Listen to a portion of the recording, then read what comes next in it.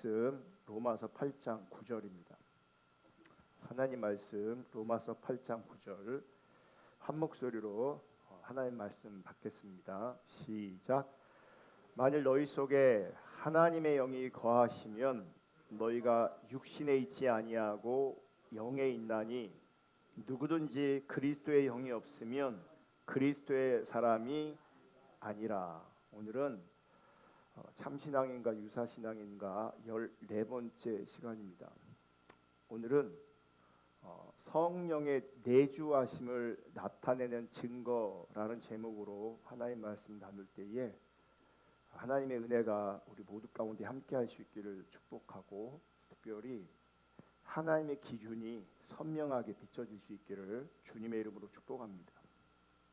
여러분 안에 성령님이 계십니까? 그 성령님이 계심을 어떻게 확인하십니까? 오늘날 정말 많은 사람들은 감정이나 느낌, 은사, 능력, 초자연적인 역사 등등 이런 것을 가지고 혹은 이런 것을 통해서 성령님이 내 안에 계신다고 오해하는 경우가 참 많습니다. 그리고 감정, 느낌, 은사, 능력, 초자연적인 역사, 여기에 인간의 열심을 강조하는 율법주의가 더해진 교회에 많은 사람들이 모입니다. 이런 걸 잘하는 교회가 성장하는 것이 오늘날 우리 시대의 현실입니다. 지금 나열한 것, 즉 감정, 느낌, 은사, 능력, 초자연적인 역사 등은 성령의 역사로도 분명히 나타납니다. 그리고 이런 외적인 성령의 역사가 중요하지 않은 것이 아닙니다. 중요합니다. 그리고 필요합니다. 하지만 문제는 사탄도 얼마든지 이런 초자연적인 것들을 가지고 우리를 속일 수 있다는 겁니다. 그래서 중요한 게 뭐냐면 분별입니다. 자기 중심적인 인간이 참 어려운 게 뭐냐면 지금 분별이 중요하다 그랬잖아요. 그런데 자신에게 나타나면 분별을 안 합니다. 자신에게 나타나는 건 그냥 성령의 역사로 받아들입니다. 그럼 분별하는 겁니까? 분별하지 않는 겁니까? 분별하지 않는 겁니다. 이론을 알아요. 제가 여기까지 말한 부분을 논리적으로 이론적으로 다 이해해요. 그래서 분별을 해야 된다까지 알아요. 근데 정작 자신의 은사, 자신의 느낌, 자신의 감정, 자신의 체험, 자신에게 나타나는 신비한 현상들, 이거는 분별하지 않습니다. 자기에게 나타나면 그냥 다 성령의 역사라고 여겨버립니다. 그러면 분별되지 않는 겁니다. 여러분, 거룩한 참신앙의 감정은 성령님께서 주시는 겁니다.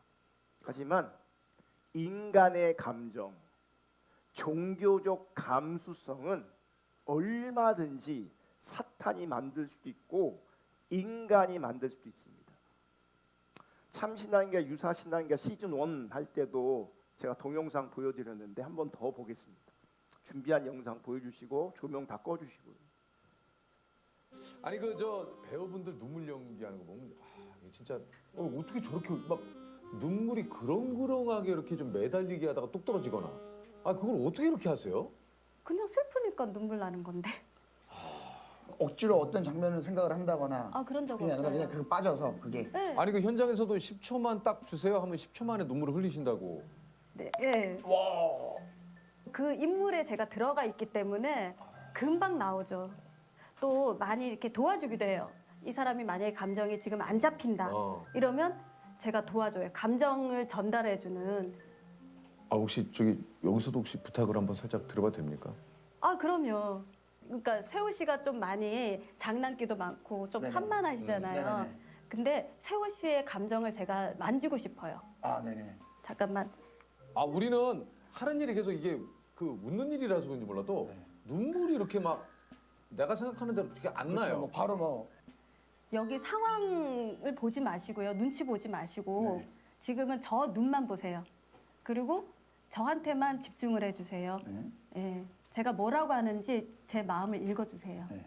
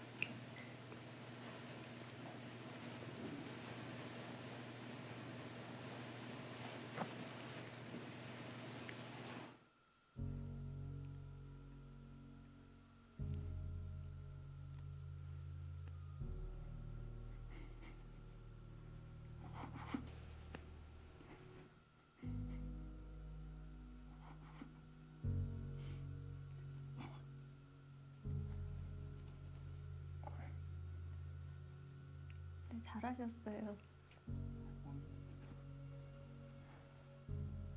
아, 조셉이 갑자기 왜?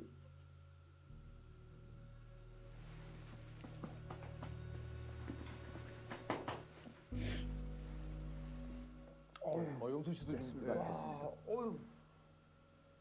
아니 근데 나 너무 놀랐어요. 됐다고. 진짜 솔직히 나 이거 지금 장난이 아니라 아니 여러분 지금 영상에서 나오는 저 감정 성령의 역사입니까? 아니면 만들어낸 겁니까? 여러분 감정이요 얼마든지 외부적으로 만들어질 수 있고 스스로도 만들 수 있습니다. 외부로부터 감정이 만져지기도 하고 자기 스스로 감정을 만들 수도 있습니다. 영상을 보시면 알겠지만 어떤 한 사람이 필요에 따라서 얼마든지 다른 사람의 감정을 끌어낼 수 있습니다. 우리가 눈으로 확인한 것처럼 보세요. 사람도 할 수 있는 이런 일을 사단은 왜 못하겠습니까? 사단도 얼마든지 우리의 감정에 영향을 미칠 수가 있습니다. 성령의 역사와 상관없이 얼마든지 우리의 감정이 종교적 감수성이 만들어질 수 있습니다. 심각한 것은 종교와 만들어진 감정이 만나면 많은 사람들은 그것을 성령의 역사로 오해한다는 겁니다. 자신 안에 성령이 내주하고 계시다고 믿는 거예요. 무엇 때문에? 감정 때문에. 근데 감정뿐만 아니라 영적인 은사나 현상들까지 나타난다라고 한다면 더더욱 많은 사람들은 그 감정 때문에, 그 은사 때문에, 그 현상 때문에 자신 안에 성령이 내주하신다고 여기게 되는 겁니다. 성령의 역사는 두 가지가 있습니다. 하나는 일반적인 역사이고 또 하나는 구원과 성화와 관계되어지는 은혜로운 역사입니다. 여러분 구원받은 사람은 아닌데 그 사람이 방언할 수 있고 구원받은 사람이 아닌데 그 사람이 예언할 수도 있고 구원받은 사람이 아닌데 병을 고치고 귀신도 쫓아낼 수 있습니다.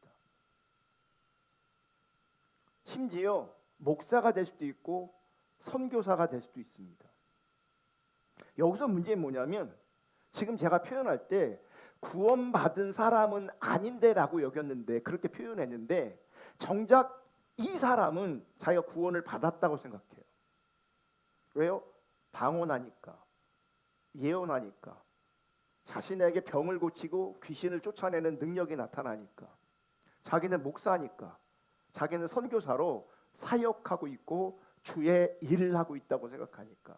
하지만 그것이 구원과 무관하다면, 성화와 무관하다면 그것은 성령의 은혜로운 역사가 아니라 그냥 일반적인 역사예요.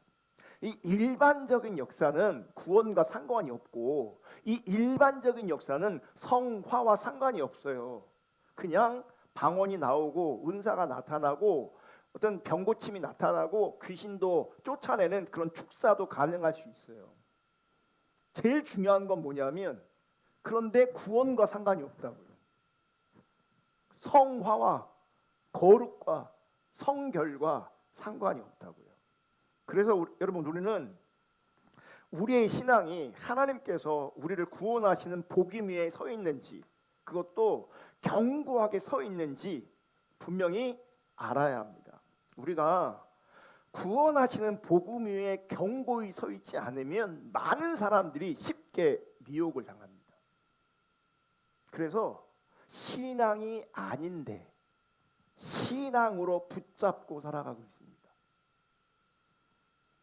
그래서 하나님을 아는 지식, 복음을 아는 지식, 하나님 말씀에 대한 지식이 우리 가운데 절대적으로 필요합니다.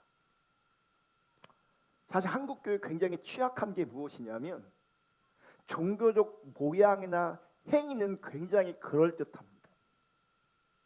그런데 복음을 모릅니다. 성경을 모릅니다. 그러면 참 신앙이 아닐 가능성이 굉장히 큽니다. 그래서 교회에서 가장 중요한 기능 중에 하나는 뭐냐면, 하나님의 말씀을 바르게 정확하게 가르치는 겁니다. 여러분, 타락한 시대일수록 복음을, 하나님의 말씀을 바르게 정확하게 가르치지 못합니다. 가르쳐지지 않습니다. 바르게 정확하게 가르쳐지지 않으니 당연히 성도들이 복음에 대해서, 신앙에 대해서, 혹은 하나님의 말씀에 대해서 모를 수밖에 없습니다. 여러분, 우리가 교회로 모이고 있고 우리가 주님의 제자입니다. 그러므로 교회라면, 주님의 제자라면 아주 중요한 기능 중에 하나가 뭐냐면 말씀을 배우고 확실한 일에 거하는 겁니다. 디모데후서 3장 14절. 그러나 너는 배우고 확실한 일에 거하라. 너는 내가 누구에게서 배운 것을 알며, 배우고 배우래요. 그리고 확실한 일에 거하래요. 베드로후서 3장 18절.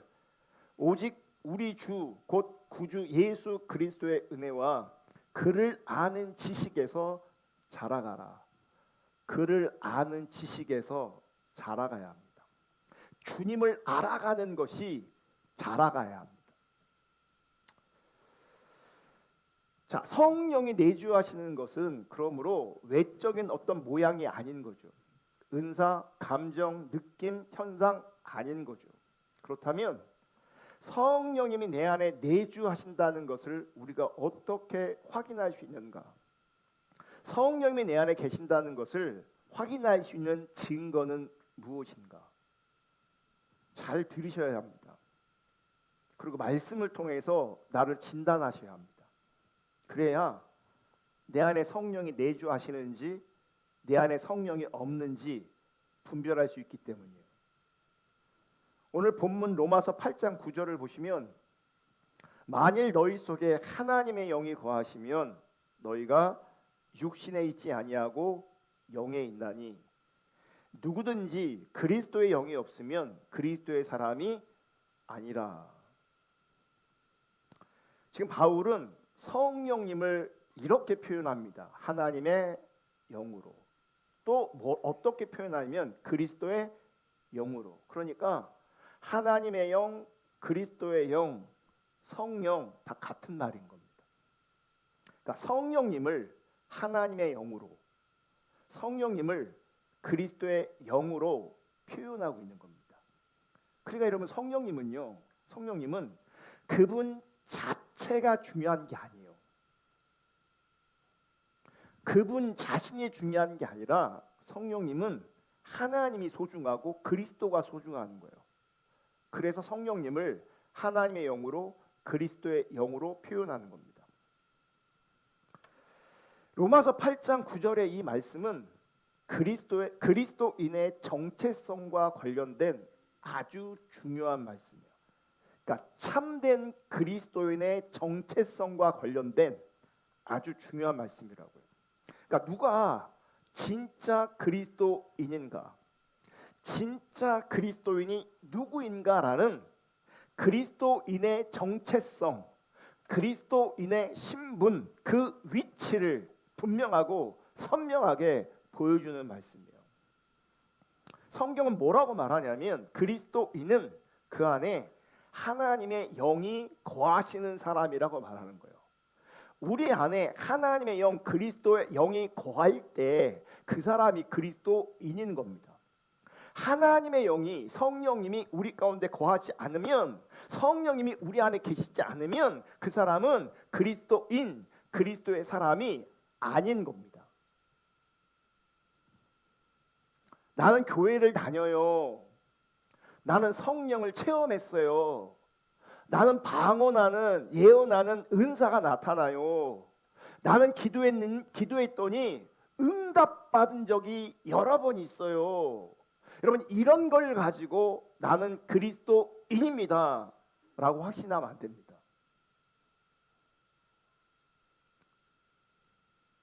이런 게 그리스도인이라는 정체성을 보여주는 게 아니라고요. 교회를 다니는 게 그리스도의 정체성이 아니에요. 성령을 체험하는 게 그리스도인의 정체성이 아니에요. 은사가 나타나는 것이 그리스도인의 정체성이 아니에요. 기도 응답 받는 것이 그리스도인의 정체성이 아니에요. 제가 이런 부분들을 필요 없다, 중요하지 않다 말하는 게 아니라고요. 그리스도인의 정체성은, 그리스도인의 신분은, 그리스도인의 위치는 성령이 안에 계시는가, 성령이 내 안에 없는가요? 하나님의 영이, 그리스도의 영이, 성령이 내 안에 있어야 참된 그리스도인이 되는 겁니다. 그렇다면 성령님이 계신 확실한 증거가 뭐냐? 그러니까 내 안에 성령님이 계실 때, 성령이 내 안에 내주하실 때 어떤 증거들이 있느냐? 여러분, 성령님이 우리 안에 계시면 그 성령님은 성도들의 심령에 하나님의 거룩한 본성을 심어주십니다. 하나님의 거룩한 본성. 이 하나님의 거룩한 본성을 조나단 에드워드는 도덕적 본성이라고도 말합니다. 그러니까 하나님의 거룩한 본성, 도덕적 본성. 저는 성령으로 말미암은, 성령으로 훈련되어지고 성령으로 빚어진 제2의 천성이라고도 표현합니다. 뭐냐면 내가 원래 가지고 있던 본성이나 성품이나 성격이 아닌 겁니다. 원래 우리는 그런 게 없어요. 원래. 그러니까 성령님이 내 안에 계시면서 거룩한 하나님의 본성을 심으시는 거죠. 그게 도덕적으로 나타난다는 거예요.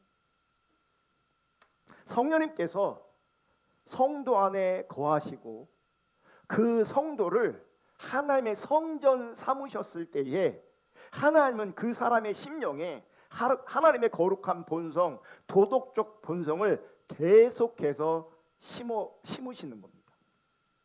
우리 심령에 감동을 주시고 우리 심령을 감화시켜 주시고, 그러므로 말미암아 우리 안에 하나님의 속성, 하나님의 성격, 하나님의 특징, 하나님의 성품이 우리 내면에 만들어지고 형성되어지는 겁니다. 이것이 거룩으로, 성화로, 성결로 나타나는 겁니다. 그러니까 성령의 내주하심의 결과로, 성령의 내주하심의 열매로 나타나는 것이 무엇이냐면 거룩, 성화, 성결입니다. 그러니까 방언, 은사, 특이한 감정이나 현상, 능력 이런 것 같은 외적인 차원으로 나타나는 게 아니라고요. 성령이 내 안에 계시면 하나님의 성품이 우리 가운데 심기어지고 하나님의 본성이 심기어져서 거룩, 성화, 성결이 나타난다고.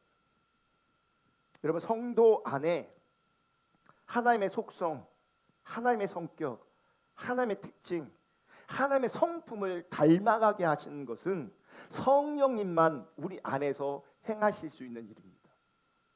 마귀는요, 사단은요, 우리 안에서 거룩한 본성, 하나님의 본성, 도덕적 본성을 사단은 만들어낼 수 없습니다. 거룩의 모양, 은사를 포함한 경건의 형식은 흉내낼 수 있습니다. 하지만 참된 경건과 참된 거룩함 자체는 사단은 절대 흉내내거나 모방할 수 없습니다. 왠지 아십니까? 참다운 경건과 참다운 거룩은 하나님께만 속한 것이기 때문에 그래요. 하나님께만. 이렇게 성령님께서 성도를 성화로, 성결로, 거룩의 은혜로 이끌어 가시는 과정에서 성도는 이전에 즐기던 것 대신 이제 거룩한 것을 사모하게 됩니다.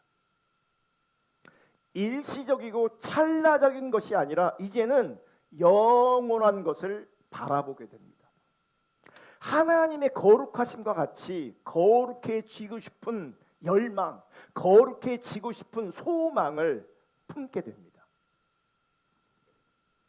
그래서 그 안에 성령님이 계신 사람은 그러한 마음이 자신에게서 비롯된 것이 아니라 성령이 역사하신 결과라는 것을 본인이 압니다.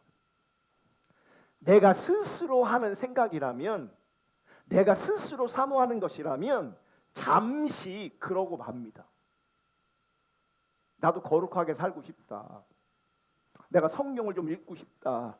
나도 기도 좀 하고 싶다. 잠시 그런 생각이 품어질지 모르겠지만 지속적으로 가능하지 않습니다. 이것은 내가 품은 생각이고 내가 원할 뿐 성령이 그렇게 하지 않는 겁니다. 성령이 하시면 달라진다니까요. 성령이 하시면 내가 하는 것이 아니고 그분이 하시는 거기 때문에 분명히 내 생각이, 내 소원이, 내 갈망이, 내 열망이 달라집니다. 기존에 즐기던 것들이 이제는 재미도 없고 의미도 없습니다. 거룩한 것을 사모하게 된다고요. 일시적인 것, 찰나적인 것, 그 의미 없습니다. 영원한 것을 바라보게 됩니다. 정말 하나님께서 내가 거룩하니 너희도 거룩하라 말씀하신 것처럼 하나님이 말씀하신 그 거룩을 열망합니다. 그 거룩한 삶을 열망한다고요. 그 열망을 누가 만들어내시냐? 내가 만드는 게 아니고요. 내 안에 성령님께서 만들어 가시는 거라고요. 더 나아가 성령님께서 성도 안에 내주하시면서 그에게 참신앙의 거룩한 감정을 불러 일으켜 주시기 때문에 하나님을 사랑하게 되고 하나님을 더 사랑하지 못하는 것 때문에 마음에 애통함이 있고 괴로움이 있습니다. 그런 사람 안에 지금 성령님이 계시는 거예요. 내가 하나님 사랑하지 않는데, 내가 하나님 뜻대로 살지 않는데 괴롭지 않아. 그 성령님이 안 계시는 거예요. 성령님이 없는 거예요. 성령님이 계시면 거룩한 참신앙의 감정, 대표적인 게 뭐라고요? 하나님 사랑하고 경외하고 하나님을 갈망하는 거라고요. 그러니까 성령님이 계시면 그분을 갈망하게 돼 있고 그분을 사랑하고 싶어하고, 그래서 그분을 사랑하지 못하면 그분을 사랑하지 못하는 것이 내 마음의 괴로움으로 애통함으로 남는 겁니다. 주님을 더욱 갈망하면서 은혜 없으면 내가 살 수 없는 존재구나 라고 알게 되어서 하나님만을 더 의존하며 삽니다. 여러분, 하나님 없이도 아주 편하게 살고 계신 분이 계시다면 그분 안에 성령 안 계신 겁니다. 하나님 없이도 내 인생이 너무 재밌고 행복하다면 그분 안에 성령님이 안 계신 겁니다. 하나님이 없는데 성령님이 안 계신데 하나도 불편하지 않다. 성령님이 안 계신 겁니다.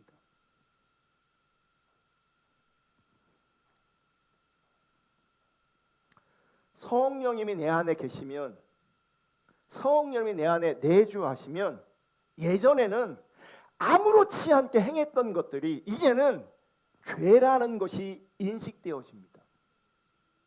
그래서 하나님께서 기뻐하지 않는 일이라는 것을 알게 되면서 이제 그 일이 싫어집니다. 그리고 하나님이 기뻐하시지 않으시는 그 죄와 이제 싸우게 됩니다. 싸우게 된다고요. 그리고 보이지 않는 그리스도를 사랑하게 됩니다. 보이지 않는 그리스도를 더 사랑하기를 갈망합니다. 세상의 유혹이 끊임없이 쉬지 않고 성도들을 넘어뜨리려고 공격함에도 불구하고 나는 예수를 사랑하는 것이, 예수와 함께하는 것이, 예수를 따라가는 것이 가장 큰 가치임을 놓지 않습니다. 그리고 이제 자신을 낮추기 시작합니다. 자신을 낮추고 이제는 어떻게 해서든 주님을 높이고 싶어하는 마음이 우리 마음에서 일어납니다.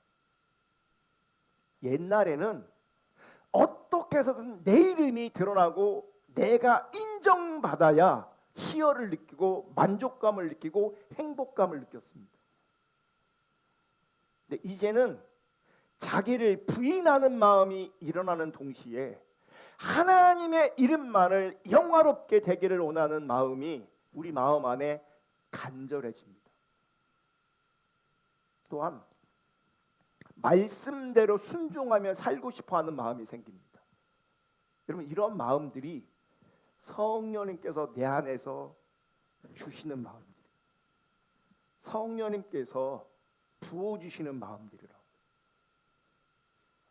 하나님의 이름이 영광 받으시기 원하는 그 간절한 마음, 말씀대로 순종하며 살고 싶은 그 소원을 성령님께서 우리 안에 지속적으로 만들어내 주시고 부추기시고 자극하시는 거예요. 그분이. 그래서 내가 움직이고 그래서 내가 조종하는 겁니다. 때로는 내가 연약해지고 내 마음대로 내 뜻대로 살고 싶을 때도 분명히 있지만 성령님께서 말씀을 통해서 자기를 부인하게 만드십니다. 성령님께서.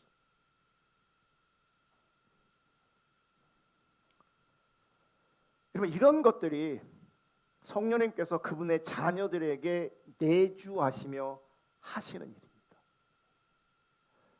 지금 말한 증거들이 여러분 가운데 만약에 없다면 이유는 여러분이 참된 그리스도인이 아니기 때문이에요.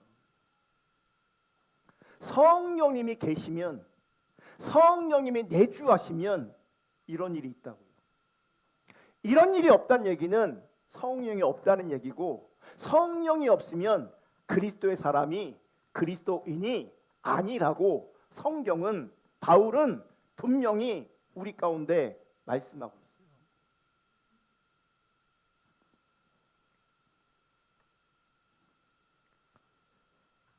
두 번째, 성령이 내주하시면 나타나는 증거가 있습니다.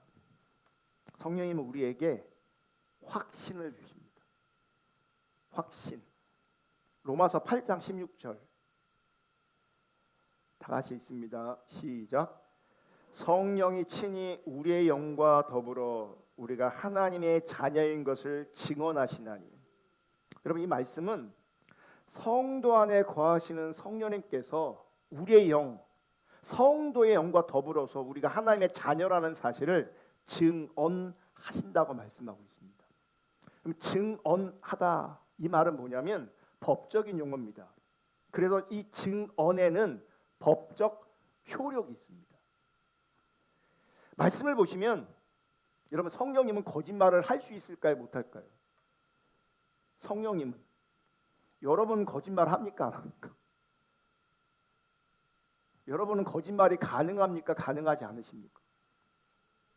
가능하죠. 우리는 거짓말이 가능합니다. 우리는. 근데 성령님은 그 존재 자체가 거짓말이 가능하지 않은 존재입니다. 성령님은. 거짓말하지 못하시는 그 성령님께서 성도의 영과 함께 증언하신다는 거예요. 증언은 뭐냐면 내가 직접 본 것, 내가 직접 들은 것, 내가 직접 경험한 것을 법정이나 혹은 사람들에게 그 사실 그대로, 팩트 그대로를 말해주는 겁니다. 그러면 성령님께서 무엇을 증언하시느냐? 우리가 하나님의 자녀인 것을 증언하시는 겁니다. 여기서 함부로 아멘하면 안 돼요. 한국교회는 그냥 여러분 우리가 하나님의 자녀인 걸 믿습니까? 뭐 믿으시기 바랍니다. 아멘. 그러고 넘어가요. 성령님께서 내가 혹은 우리가 하나님의 자녀인 것을 성령님께서 증언해 주셔야 된다고요. 성령님께서 그냥 나 혼자 나는 하나님의 자녀예요. 나는 구원 받았어요. 내 혼자 여기고 우기고 이런 게 아니라 내가 하나님의 자녀인 것을 성령께서 증언해 주셔야 그 사람이 하나님의 자녀인 거예요. 여기서 성령의 증언은 직통 계시를 말하는 게 아니에요. 어느 날 꿈에 내 사랑하는 딸아 너는 지금부터 내 자녀이니라 라라라라라 너는 구원을 받았느니라 라라라라 그런다고 내 구원이 보증되는 게 아니에요. 정말 웃기는 게 뭐냐면 꿈에 너는 내 자녀야 너는 구원 받은 자녀요 라고 꿈에 나타나면 자기가 구원 받은 줄 알아요. 이게 성경적인 거냐고요.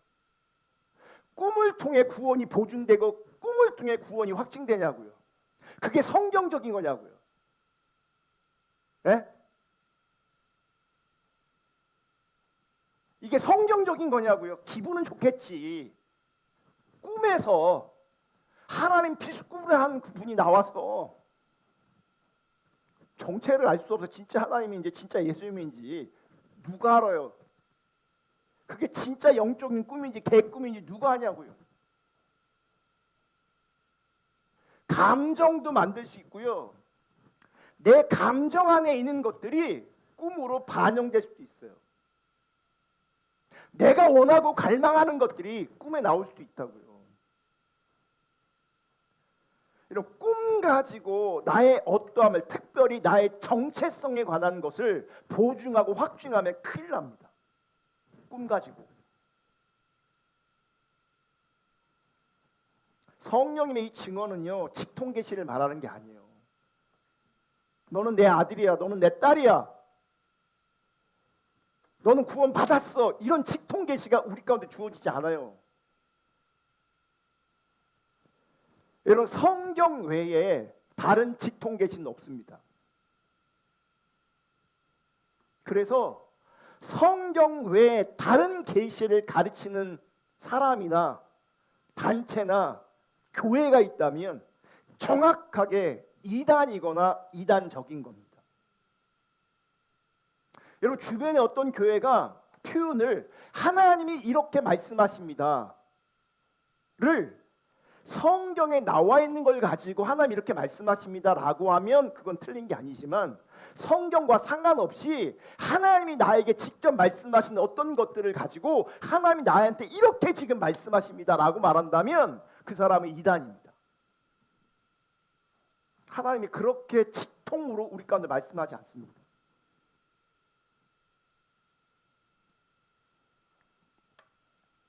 그럼 어떻게 하시냐? 성경을 보시면 성령님은 진리의 영이시랍니다. 요한복음에 보면, 특별히 요한복음 14장 17절에 보면 정확하게 성령은 진리의 영이십니다. 무슨 말이냐? 성령님은 거짓말을 못 하십니다. 사람은요, 자기 스스로도 속일 수 있는 존재예요. 자기 스스로를 속여요. 스스로 속이고 그 속음에 스스로 넘어가요. 왠 줄 아십니까? 그래야 자기가 편하거든요. 그래야 자기가 행복하거든요. 그러면 스스로 속인다니까요. 성경을 보시면 사단을 뭐라고 표현하냐? 거짓의 영이라고 표현해요. 우리 인간은, 타락한 인간은 그 사단의 속성과 아주 가까이 있습니다.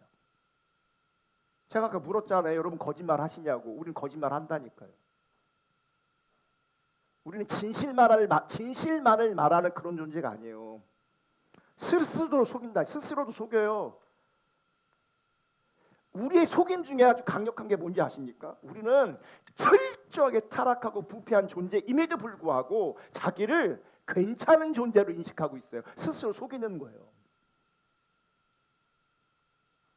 우리 괜찮지 않아요. 죄송하지만 이론으로는 받아들이는데 실제는 그렇게 안 받아들인다니까. 자기가 괜찮은 줄 알아요. 예? 하나님이 100을 원하시면 우리는 1, 2밖에 안 되는 존재거든요. 정말 많은 사람들이 1, 2밖에 안 돼요. 어떤 사람은 대부분 빵점이고요. 근데 2 나왔다고 자기가 엄청나게 깨끗하고 거룩하고 의로운 줄 알아요. 2 나왔는데 하나님이 요구하시는 건 100인데 이게 뭔 말인지도 몰라요. 많은 사람들이.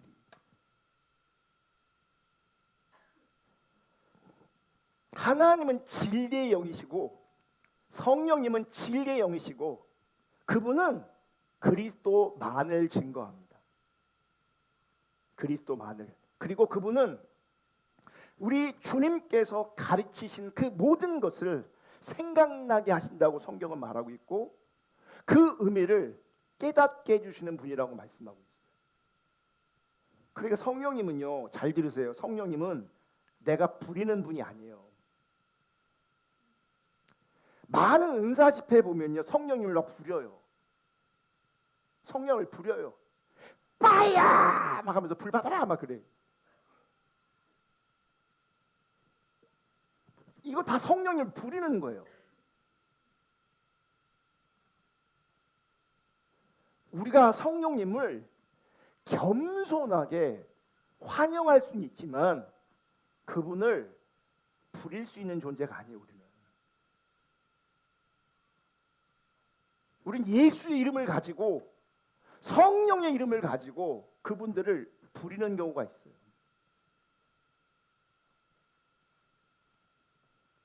성령님은 그런 역할을 하시는 분이 아니고요. 그분은 진리의 영이시고 그리스도만을 증거하시고 하나님께서 주님께서 말씀하신 그 모든 것들을 가르치실 뿐만 아니라 생각나게 하시고 그 의미를 알게 하시는 분이세요. 그 의미를. 그러니까 성령님이 안 계시면 하나님의 뜻과 하나님의 의중을 깨달을 수가 없어요. 왜냐하면 원래 우리는 깨달을 수 없는 존재거든요. 깨달아지지 않아요. 내가 아무리 심쓰고 아무리 공부하고 하나님의 뜻을 깨달으려고 철학을 공부하고 인문학을 공부하고 별의별 공부를 다 해도 성령님이 내 안에 계시지 않으면 하나님의 뜻을 우리는 도무지 알 수 있는 그런 존재가 아니에요. 내가 가방끈이 짧아도요, 성령님이 내 안에 역사하시면 하나님께서 가르치시고 성령님께서 알게 하시고 생각나게 하시고 그 의미를 알게 하세요. 왜냐하면 성령님이 그 일을 하시는 분이니까.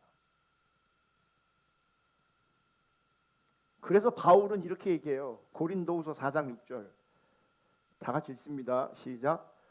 어두운 데에 빛이 비치라 말씀하셨던 그 하나님께서 예수 그리스도의 얼굴에 있는 하나님의 영광을 아는 빛을 우리 마음에 비치셨느니라. 세 번역으로 한 번 더 보겠습니다. 어둠 속에 빛이 비쳐라 하고 말씀하신 하나님께서, 이 말은 창세기 1장 3절의 말씀을 인용한 겁니다. 흑암 가운데, 어둠 가운데 빛을 말씀하셨거든요. 그러면서 우리의 마음속을 비추셔서 예수 그리스도의 얼굴에 나타난 하나님의 영광을 아는 지식의 빛을 우리에게 주셨습니다. 예수 그리스도의 얼굴에 나타난 하나님의 영광을 아는 지식의 빛을 누구에게 주셨다고요? 우리에게. 여기서 하나님의 영광을 아는 지식의 빛이라는 것은 무엇이냐면 성령을 통해서 하나님을 참되게 깨닫고 하나님을 아는, 즉 영적으로 눈이 떠지는 걸 말하는 거예요. 영적인 눈이 떠지는 겁니다. 그래서 하나님을 참되게 깨닫고 하나님 그분을 알아가는 거죠. 보세요. 어둠 가운데 있으면, 흑암 가운데 있으면 깜깜하니까 아무것도 안 보인다고요. 그 속에서는 내가 아무리 힘쓰고 노력하고 몸부림쳐도 볼 수가 없어요. 보여지지 않아요. 왜냐하면 현실이 어둠이고 흑암이기 때문에 그 속에 있으면 아무것도 볼 수 없는 것이 팩트예요. 어떻게 볼 수 있어요? 어둠인데. 노력하면 돼요? 힘쓰면 돼요? 소용이 없다니까요. 흑암 가운데 있기 때문에. 그래서 성경을 보시면 어둠 속에 있으면 아무것도 안 보이지만 빛이 비치면 비로소 그때 보이는 것처럼 하나님의 영광을 아는 그 지식의 빛이 우리 가운데 비춰졌다. 하나님을 알게 하셨다. 하나님을 보이셨다. 이렇게 말씀하시는 거예요. 이 일을 누가 하시는 거라고요? 성령님이 하시는 거라고요. 성령님의 진리의 영이시기 때문에 그 진리의 영이신 그분께서 어둠 가운데 있는 우리 무지한 우리를, 깜깜한 우리에게 비춰주시는 거예요. 하나님을 알게, 하나님을 보게.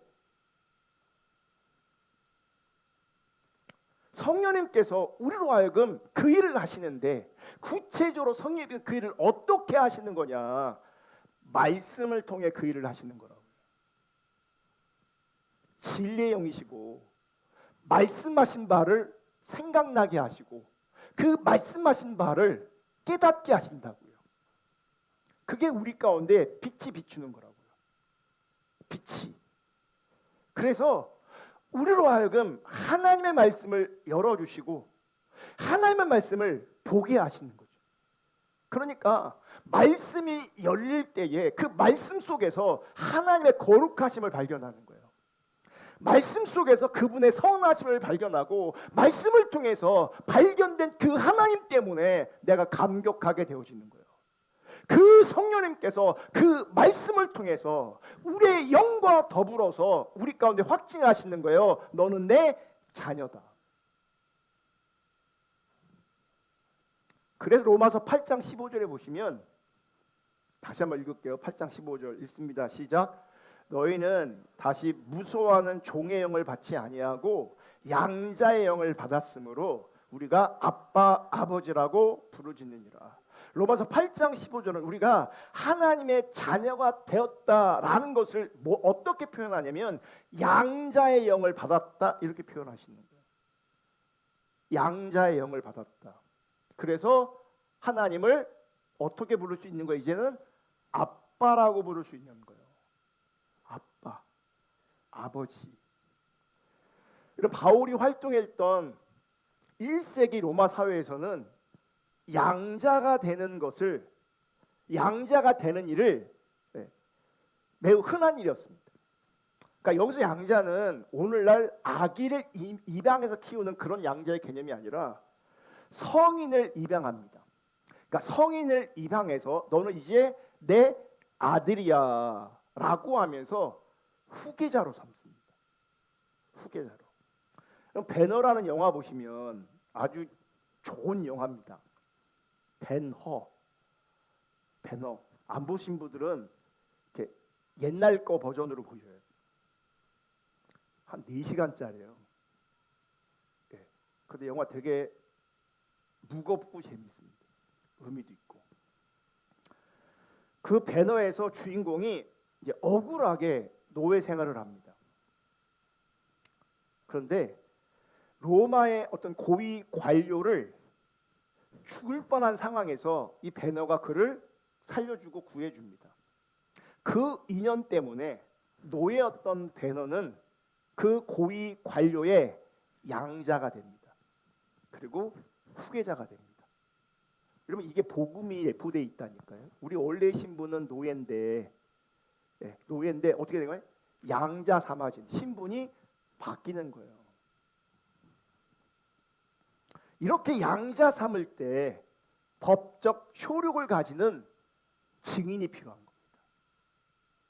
그러니까 나 혼자 하나님의 자녀라고 우기면 하나님의 자녀가 되는 게 아니고 진짜 하나님의 자녀가 되었을 때 그것을 성령님께서 증언해 주시는 거예요. 증인의 자리에서 증언해 주시는 거예요. 그러니까 하나님의 양자되는 그 일에 증인이 필요한데 그분이 바로 성령님이신 거예요. 그래서 미국의 1차 대각성 운동 때 하나님께서 귀하게 사용하셨던 지금 제가 많이 인용하고 있는 조나단 에드워드는 성도들의 영혼이 체험할 수 있는 아주 그러니까 수준 높은 영적 체험에 뭐가 있다고 말하냐면 로마서 8장 16절이 있다고 말해요. 읽어볼게요. 시작.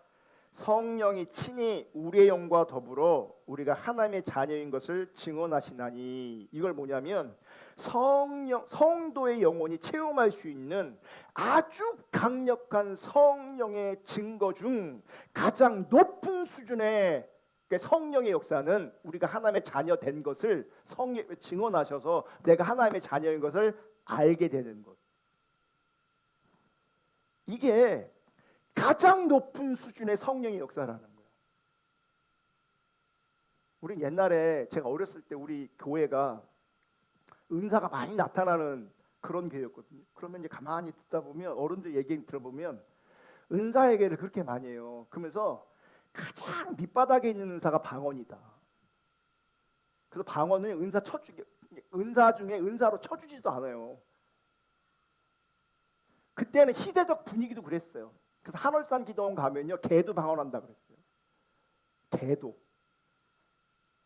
그래서 그 부흥 강사가 이름만 뭐 우리끼리인데 뭐 이천성 목사가 그럴 거예요. 그 당시 이천성 목사가 강단에 욕도 엄청 많이 하고 막 그러면서 개도 방언하는데 방언도 못하는 막 그러면서 깔아 뭉개고 막 그랬어요. 자존심을 뭉개고 그랬어요. 그러니까 어떻게든 방언을 해보려고 방언을 받아보고 그때부터 막 별짓을 다 하는 거야. 이제 그 방언이 밑바닥 은혜라고, 밑바닥 은사라고. 그 위에 뭐 예언 얘기하고 막 그때요 별거 다 봤어요. 제가 막 뭐 영서를 쓴대 막 영서를 쓰고 막 영서 봤어요. 영서. 이게 기도하면서 방언을 말하는 것처럼 성령의 은사에 사로잡혀서 막 글씨를 쓰는 거예요. 그게 영서라는 거예요. 영적인 글. 막 무슨 지렁이 글러가듯이 막 써요. 그러면 보면 이건 뭐 아무것도 아닌 뭐 애들 유치원 애들 뭐 이렇게 그런 거 끄적끄적한 것 같은데 그걸 가지고 또 해석을 해요. 그걸 가지고 웃기는 게 뭔지 아십니까? 막 끄적대는 한 요만큼 끄적대는데 이거 해석하면요 이만큼 나와요.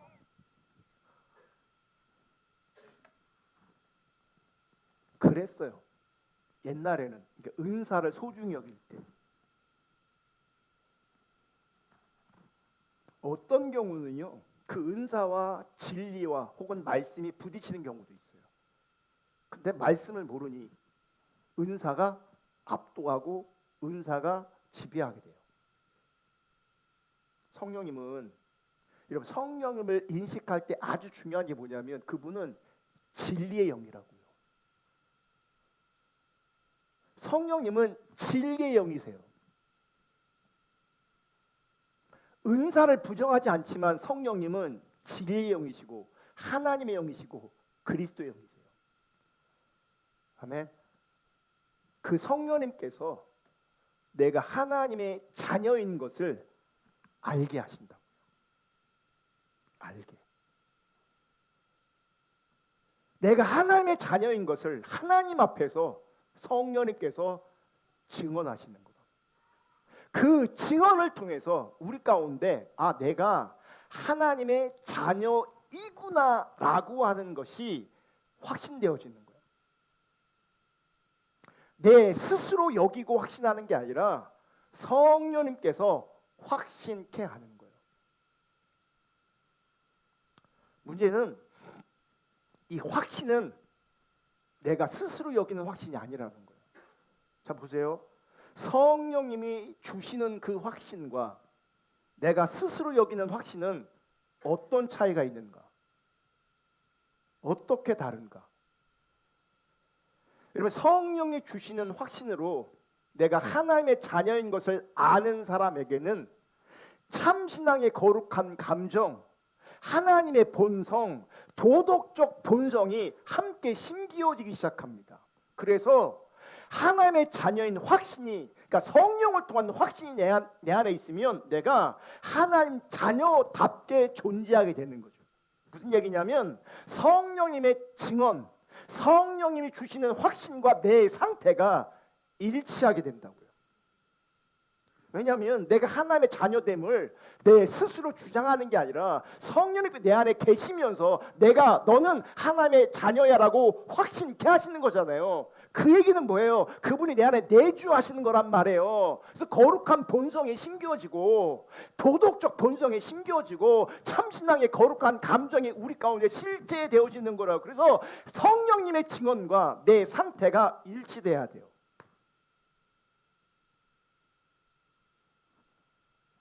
그런데 성령이 주시는 확신이 아니라 내 스스로 여기는 확신은 감정, 느낌, 은사, 영적 체험, 초자연적인 역사, 종교적 열심으로 혹은 성령의 일반적인 역사로 스스로 확신하는 거예요. 그거는 성령의 증언하셔서 확신하는 게 아니라 이런 감정과 느낌과 현상을 통해서 성령의 일반적인 역사를 통해서 성령과 상관없이 스스로 나는 하나님의 자녀라고 스스로 확신하는 거예요. 여기서 문제는 뭔지 아십니까? 아까는 진짜 성령이 증언하셨다면 내 상태와 성령의 증언이 어떻게 한다고요? 일치된다고요. 왜요? 성령이 그 안에 계시니까. 성령이 그 안에 계셔서 그분의 본성을 심으시니까. 그런데 내 스스로의 확신, 그거 아무도 못 꺾어요. 본인이 확신한다는데 어떻게 꺾어요? 꺾어지진 않아요. 문제는 뭔지 아세요? 본인은 하나님의 자녀라고 말할지 몰라도 그분에게 하나님의 자녀다운 삶이 안 나옵니다. 하나님 자녀에 맞는 영적 품위가 없습니다. 영적 품위가. 보세요. 성령이 진리의 영이시란 말이죠.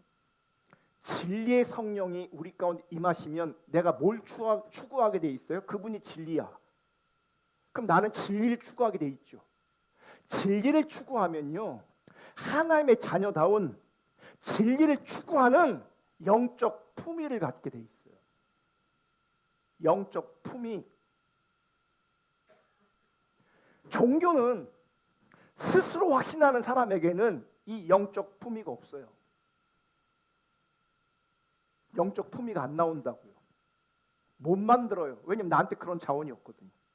잠깐은 흉내낼지 모르겠지만 그게 흉내라는 것이 순간 시간이 좀 지나잖아요. 드러나게 돼 있어요. 내 성품이, 내 정체성이, 내 상태가 잠깐은 포장해서 내가 거룩합니다라고 사람들에게 어필할지 모르겠지만 조금 지나면요 그 바닥이 다 드러나게 돼 있어요. 우리는 거룩의 자원이 없거든요. 성령님이 아니면 진리를 따라가는 게 우리 가운데 가능하지 않아요. 애초에 성령님이 내주하지 않으시면 우리는 진리에 대해서, 하나님에 대해서, 하나님 말씀에 대해서 애초에 관심이 없어요. 영적 품위가 안 나온다고요.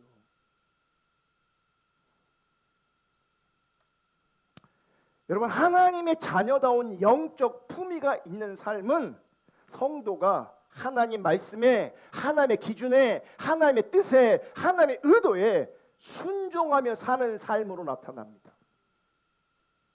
이렇게 하나님 말씀에 순종하며 살 때에 성령님은 우리 안에 주님이 주시는 위로와 평강과 평안과 확신을 지속적으로 주십니다.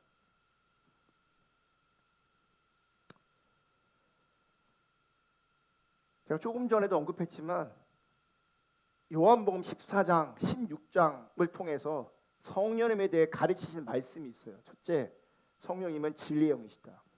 진리의 영이시기 때문에 그리스도에 대해서 증언하신다. 또한 진리의 영이신 성령님께서는 주님이 가르치신 모든 것을 생각나게 하시고 깨닫게 하신다. 여기서 중요한 게 뭔지 아세요? 주님이 가르치신 모든 것을 생각나게 하시고 깨닫게 하신다는 거예요. 그러면 내가 주님께서 가르치신 그 모든 것 앞에 있어야 됩니까? 그 주님께 가르치신 모든 것 앞에 있으면 안 되는 겁니까? 그 가르치신 것 앞에 있어야 깨닫게 하시니 있게 되는 거죠. 그래 안 그래요? 주님께서 이미 주신 그 말씀을 깨달을 수 있도록 조명하시고 비추시는 그 일을 누가 하시는 거냐면 성령이 하시는 거예요. 이게 무슨 말이냐면 이미 말씀하신 가르친 그 말씀을 성령님께서 깨닫게 하시고 알게 하시고 생각나게 하신다는 이 얘기는 뭐냐면 말씀이 나에게 기준으로 작동된다. 기준. 그러니까 나를 진단하고 점검할 때 방언하냐, 환상 보냐, 능력이 나타나냐, 어떤 현상이 있느냐 이게 아니라고요. 그리고 지금 말하는 것들이 내가 하나님의 자녀인 것을 확증하는 것이 아니라고요. 말씀을 통해서 성령이 나로 하여금 하나님의 자녀인 것을 말씀을 통해서 알게 하시는데 특별한 방식으로 우리가 이해할 수 없는 방식으로 이해되지 않는데 설명할 수 없는데 성령님께서 증언하심으로 말미암아 내 안에 하나님의 자녀인 것을 나로 하여금 확신하게 하시는 거예요. 그게 확신되어지면 나는 이 땅에 살 때에 그분의 자녀로 존재하는 거예요. 그분의 자녀로서 존재하는 거예요. 영적 품위를 가지고 존재하는 거라고요. 하나님 앞에서. 그래서 여러분 하나님의 백성들이 성경 앞으로 날마다 나아가셔야 합니다.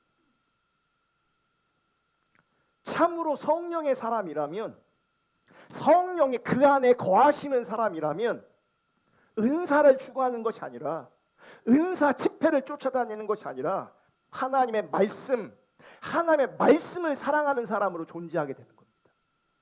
왜냐하면 성령은 그 말씀을 생각나게 하시고 말씀을 깨닫게 하시는 분이고 그 말씀에 순종하게 하시는 분이라고요. 진리가 뭐예요? 하나님의 말씀이라고요.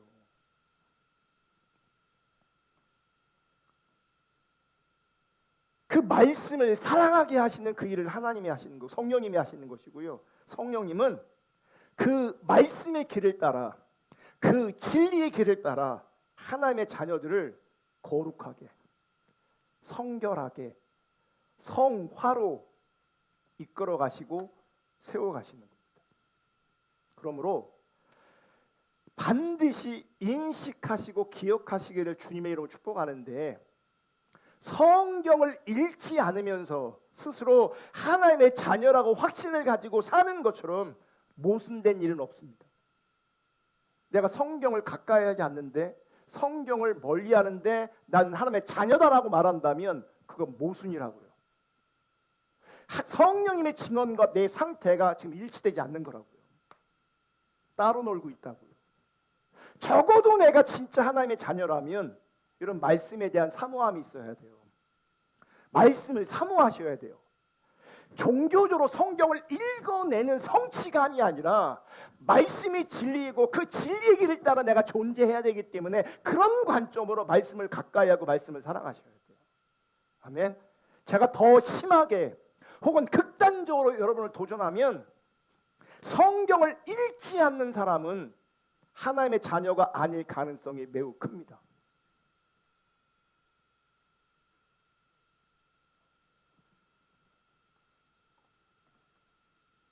여러분, 성경을 읽지 않는 사람은 하나님의 뜻을 알 수 없습니다. 성경을 묵상하지 않는 사람은 하나님 말씀에 순종할 수 없습니다. 성령님께서 말씀을 통하여 주시는 그 확신 가질 수가 없습니다. 설령 거듭난 그리스도인이라 할지라도 성경을 가까이 하지 않으면, 성경을 사랑하여 묵상하지 않으면 성령이 주시는 그 확신을 가지고 이 어두운 세상을 믿음으로 살아내는 것이 어렵습니다. 세상에 끌려다닙니다. 파도에 밀리면 이렇게 그 파도 때문에 막 밀려다니는 것처럼 말씀을 사랑하지 않는 사람들은 세상 파도에 밀려 떠밀려 다닙니다.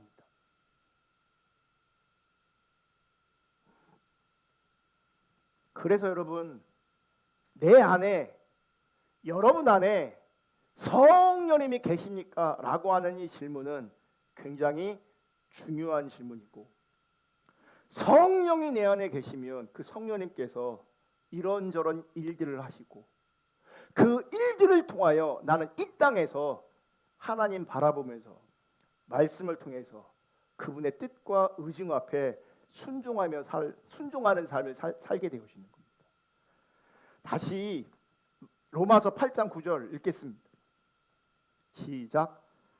너희 속에 하나님의 영이 거하시면 너희가 육신에 있지 아니하고 영에 있나니 누구든지 그리스도의 영이 없으면 그리스도의 사람이 아니라.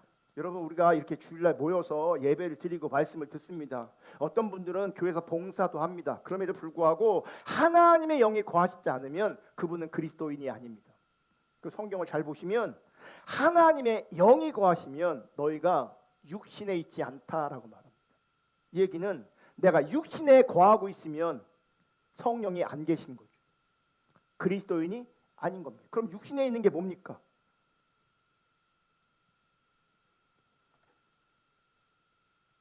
성령이 거하시면 하나님 중립적인 삶을 사는 거고요. 성령이 안 거하시면 육신적인 삶을 살게 돼 있고요. 그 육신적인 삶은 정확하게 자기 중립적인 삶입니다. 그러므로 자기 중립적인 삶을 산다면 이분이 뭐 영적인 모양이 있고 뭐 도덕적인 모양이 있고 윤리적인 모양이 있고 뭐 어떤 모양이 있어 상관이 없습니다. 자기 중립적인 삶을 살고 있으면 성경은 분명하게 지적하는데 그 안에 성령이 없음을 말씀하고 있는 겁니다. 그러므로 지금 내가 무엇을 추구하고 있는가를 돌아보셔야 합니다. 나는 지금 뭘 추구하지? 나는 지금 어떤 자리에 있지? 내가 추구하는 것이 육신적이라면, 내가 육신적인 자리에 있다면 정확한 것은 그분 안에 성령이 없다는 겁니다. 성령이 없으면 그리스도인이 아니라는 겁니다. 나는 종교인인가? 아니면 참된 그리스도인인가? 나는 그저 교회에 다니는 사람인가? 아니면 내 안에 성령이 내주하는 사람인가? 돌아볼 수 있기를 주님의 이름으로 축복합니다. 오늘 많은 사람들이 자기가 어떤 자리에 있는지, 어떤 자리에 있어야 되는지를 모르는 사람이 정말 많습니다. 바울이 디모데에게 이렇게 권면합니다. 너는 배우고 확실한 일에 거하라. 디모데후서 3장 14절 읽어볼게요. 시작. 그러나 너는 배우고 확실한 일에 거하라. 너는 내가 누구에게 배운 것을 알라. 확실한 일에 거하래요. 그러니까 내가 가는 일이 확실하면 흔들리지 않죠. 천만인이 다른 삶을 살아도 천만 수많은이 나를 부정해도 하나님 한 분이 나를 인정하시면 하나님이 한 분이 인정하시는 그 길을 가는 거죠. 확실하니까. 이게 맞으니까. 근데 오늘 많은 사람들이요, 천만인이 많은 사람들이 그렇게 살면 그게 맞는 것 같아요. 떠밀려 살아요. 뭐가 없는 거예요? 확신이 없는 거죠. 확신이. 오늘날 확신을 가지고 살아가고 있는 그리스도인이 별로 없습니다. 어느 때는 A라는 모습을 가지고, 어느 때는 B라는 모습을 가지고, 어느 때는 뭐예요? C라는 모습을 가지고. 이런 우리가 도덕적으로 살아야 되거든요. 그래 안 그래요? 그렇죠. 그럼 보세요. 만약에 도덕과 이윤이 혹은 내 이익이 부딪히는 상황이 되면, 도덕과 이익이 부딪히는 상황이 되면 이익을 따라야 됩니까? 도덕을 따라야 됩니까? 도덕과 이익이 부딪히는 그 자리에서 여러분이 이익을 따라갑니까? 도덕을 따라갑니까? 많은 사람들이 이익을 따라갑니다. 신앙과 이익이 부딪힐 때 여러분 뭘 따라갑니까? 많은 사람들이 이익을 따라갑니다. 그러니까 내가 알고 있는 도덕과 신앙이 기준이 아닌 거죠. 부딪히지 않을 때는 도덕이 중요해, 윤리가 중요해, 신앙이 중요해 이러지 모르겠지만 부딪히는 상황이 있을 때 많은 사람들은 이익을 따라갑니다.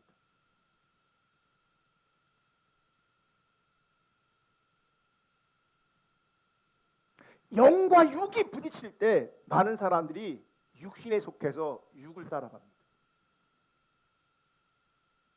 뭐냐? 확신한 게 뭔지를 모르는 거예요. 뭐가 진리인지, 뭐가 확실한 건지 모른다니까요. 정말 많은 사람들이 이랬다 저랬다.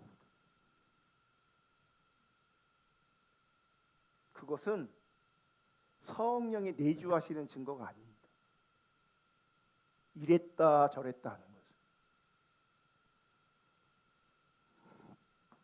확신을 가지고 살아가는 사람들은, 성령이 내주하시는 사람들은 그분께서 인도하시고 그분께서 부르신 그 자리가, 그 길이 좁은 길일지라도, 힘이 들지라도 그 십자가의 길, 그 좁은 길이 확실한 길이기 때문에 그 길을 가는 겁니다.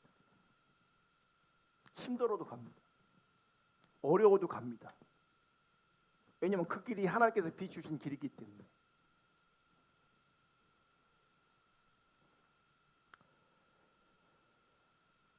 성령님이 아니면 그 길, 그 좁은 길, 그 십자가의 길 갈 수 없습니다.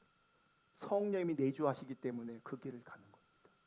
성령이 내주하시기 때문에 때로는 손해를 당하고, 때로는 핍박을 당하고, 때로는 어려움을 당할지라도 그럼에도 불구하고 성령님께서 비추신 그 길을 가는 겁니다.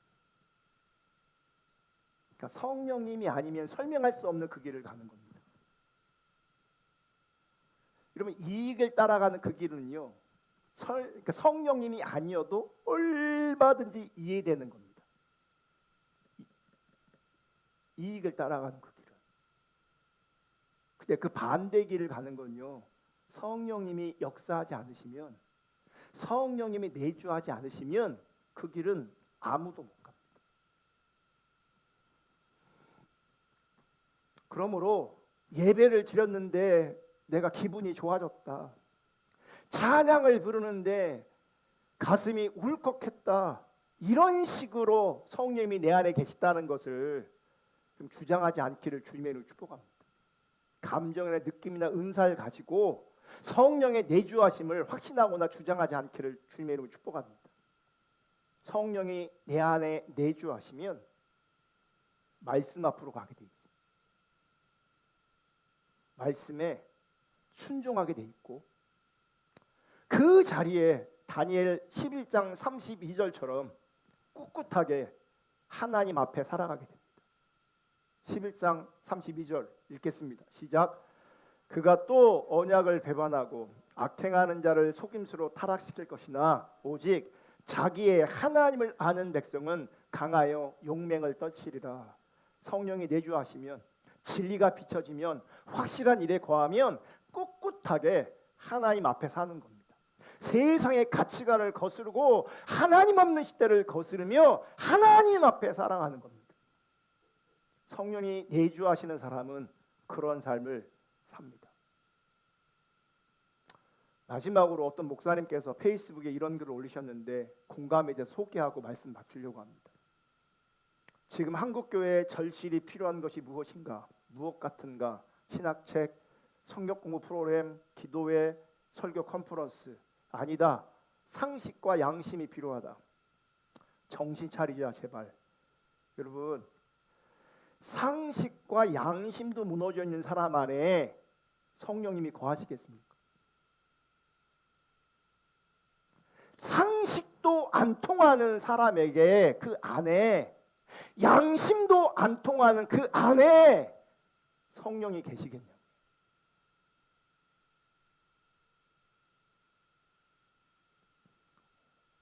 우리 시대의 한국교회 문제는요, 우리 시대의 교회를 다니는 사람들의 문제는요, 상식도 혹은 양심도 통하지 않는다는 거예요. 종교적 모양만 남고 종교적 감수성만 남아 있어서 하나님 말씀하시는 거룩, 성화, 의로움 이런 것들이 없어요. 상식도 없는데 무슨 거룩을 추구하겠습니까? 상식도 없는데 정의를 어떻게 추구하겠습니까? 상식도 안 통하는데 어떻게 하나님의 뜻을 구하겠습니까? 상식도 없으면, 하나님 자녀의 품위가 없으면 그 안에 성령님이 안 계신 겁니다. 성령이 내주하셔서, 성령이 내주하셔서 적어도 상식과 양심이 있는 삶을 살 수 있기를 주님의 이름으로 축복합니다. 그리고 오늘 성령의 내주하시는 증거를 말씀드렸는데, 그 성령의 내주하시는 증거가 우리 각 심령 가운데 분명하게 나타날 수 있기를 주님의 이름으로 축복합니다. 왜 이게 중요하냐면, 성령의 내주하심의 증거가 나타나야 그 사람이 하나님 앞에서 진짜 그리스도인 되어지는 겁니다. 찬양하고 기도하겠습니다.